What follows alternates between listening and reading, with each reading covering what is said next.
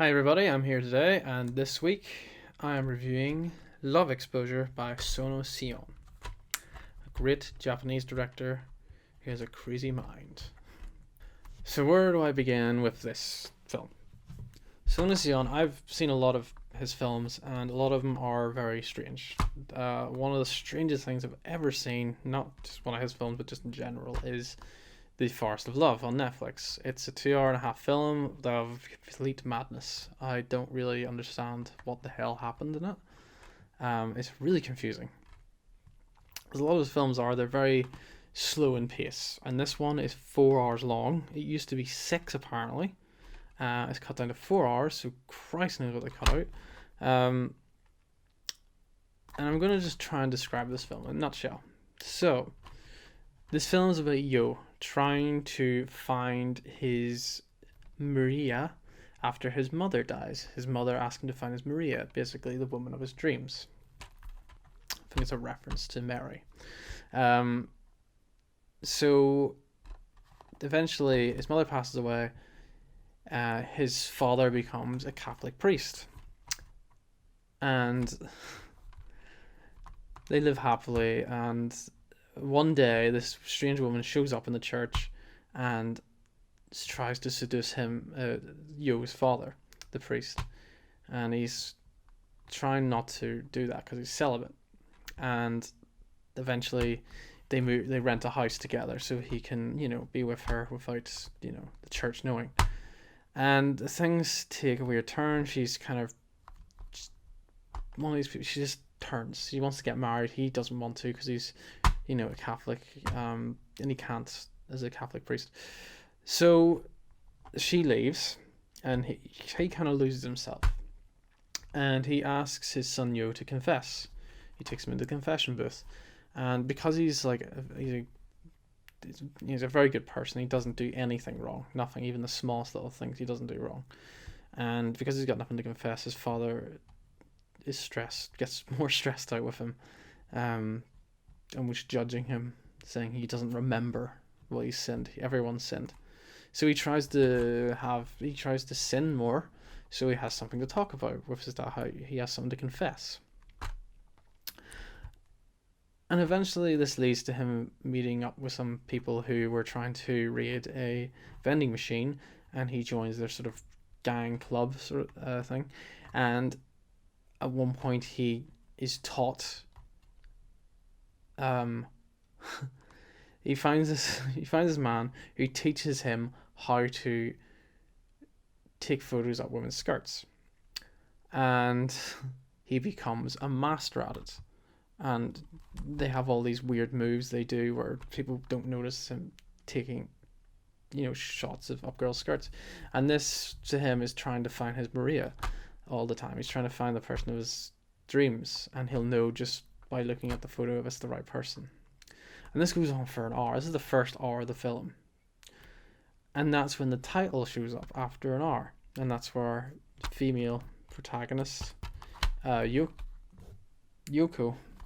turns up, and he falls in love with her. But we also meet another girl. I think it's Kyoki.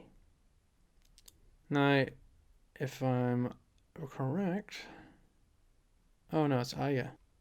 Oh, okay. Aya.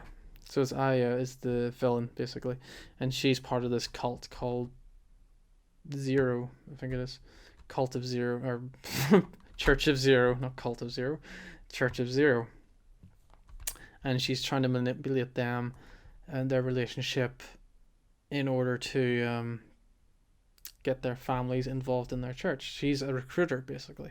There's backstory for every character in this, and I think that's why it takes so long, is because it goes in depth for every character. The first hour we just spend it with our main character Yo, and then once he meets these two girls, we get their backstory, and we already know about the father and this woman he meets up with, and we need to learn about this.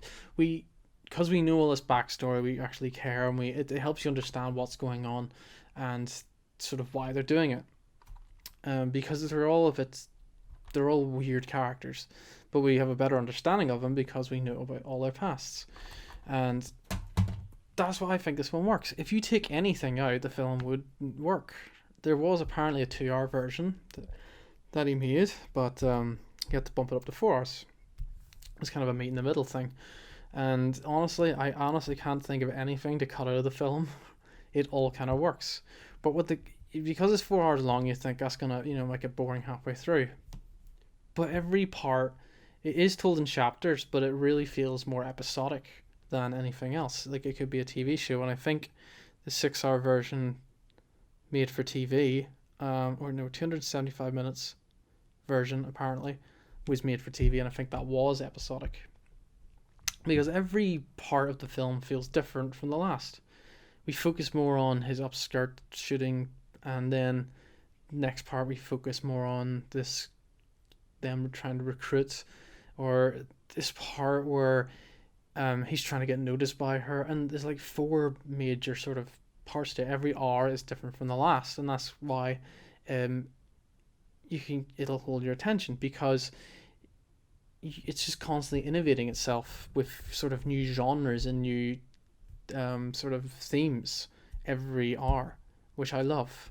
It does feel more like a TV show in that kind of way. A lot of people say it's Sono Sion's best film, and at the moment I've got to agree. It's definitely the most accessible. Although it's weird at times. It's definitely the most accessible film out of all of them. I wasn't really confused at any point. I could tell what was going on. With a lot of other of his films, there's a lot of sort of interpretation and thinking you have to do to try and understand what the meaning is or what's actually going on. Some of his films are easy to follow, but they're quite tricky to kind of understand what it's really about in terms of themes and stuff. Whereas this one's definitely a lot more down to earth, I think. Maybe that's why I like it the best. Sorry, my cat's following me. He's definitely one of the most interesting directors in Japan at the moment. The films he makes are just so out there. He's made Suicide Club, which is a mental film. I recommend that. He's made Cold Fish, which is this. The whole film is just building up to this guy having a mental breakdown. Tokyo Tribe, which is one of the most mental musicals I've ever seen, even more mental than Rocky Horror Picture Show. And what else? There's Anti-Porno, which is just weird in general. And then there's Farce of Love, which is weird. I'm saying weird a lot. I don't like to use the word weird. I think it's a crap word. But that's the best way to describe it, because these films are just very out there, they're very bizarre, and they're not going to please everyone. I can't really recommend a lot of his films to people. That's the problem. Love Exposure is definitely one I can recommend, but at the same time, who really wants to sit down for 4 hours and watch a movie? Not a lot of people. Even I didn't. I lose focus on movies sometimes if it's too long. I was afraid of getting an hour in and not terribly enjoying it, and then you're sitting thinking, I've got 3 more hours to endure this, and it's like, oh, well, you could turn it off. But no, I wanted to watch it and give my opinion on it. I heard it was his best film. I wanted to get from beginning to end in one sitting if possible, which I managed to. I think I took a 20-minute break at one point just to do something around the house. But I pretty much watched it from beginning to end.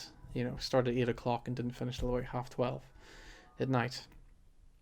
And I didn't get bored, didn't fall asleep. It was great. So, but what I love is how it deals with this sort of the romance genre. So it doesn't deal with it in a typical sense. He falls in love with falls in love with Yoko, in an hour. We don't even see her for an hour. I mean, that never happens in that never happens in a romance.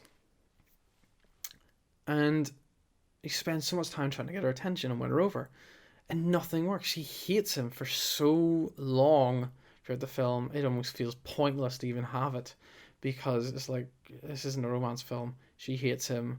He's an idiot who constantly makes mistakes and is doing the wrong thing. Meanwhile, anytime he gets close, this other girl, Aya, is constantly breaking them apart and screwing him over every chance you get. At one point you're wondering why, and it's almost like she enjoys it. She just wants to for the sake of it, which I kind of like. She's just this sick person who wants to ruin their life.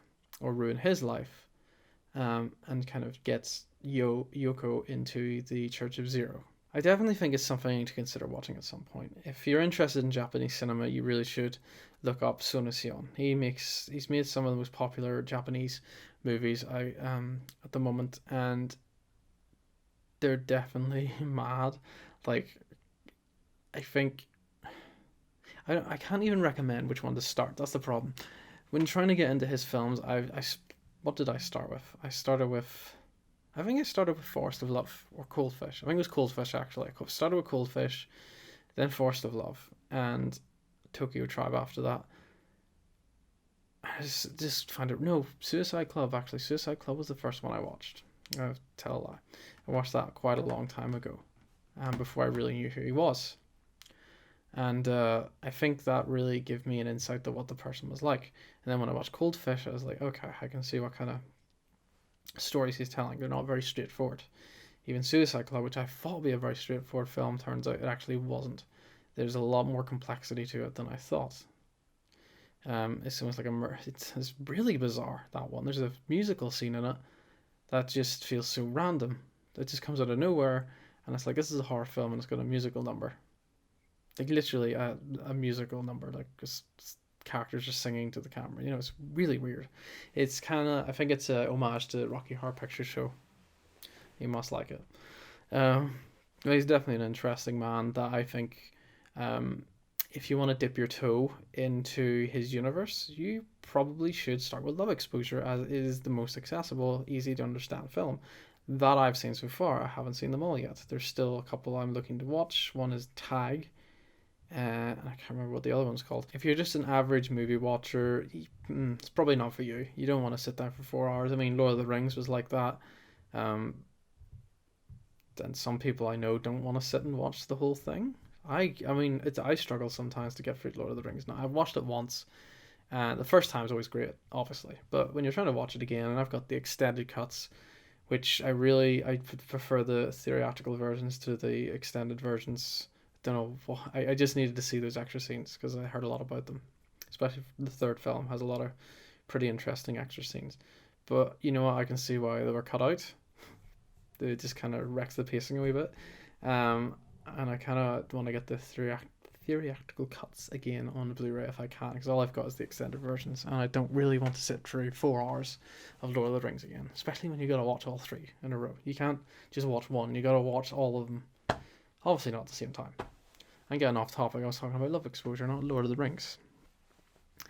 But I think it'll keep your attention for the majority of the time, because it is, like I said, episodic. It's like binge watching a TV show. It was for me. And yeah, I mean, I think you could literally just cut it up in pieces. Some say it's best to watch it in one go. I disagree. I think you could probably watch half of it one day, half of it the next day.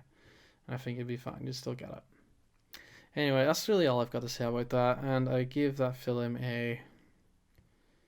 What the fuck did I give that film? Oh, yes. So that's all I have to say. I'm giving this film an 8 out of 10. I feel like the ending could have been maybe better, and maybe the pacing could have just been a tiny bit better, and I think that would have improved it a lot. So that's really all I've got to say about that. So thanks for watching, and please keep watching my videos.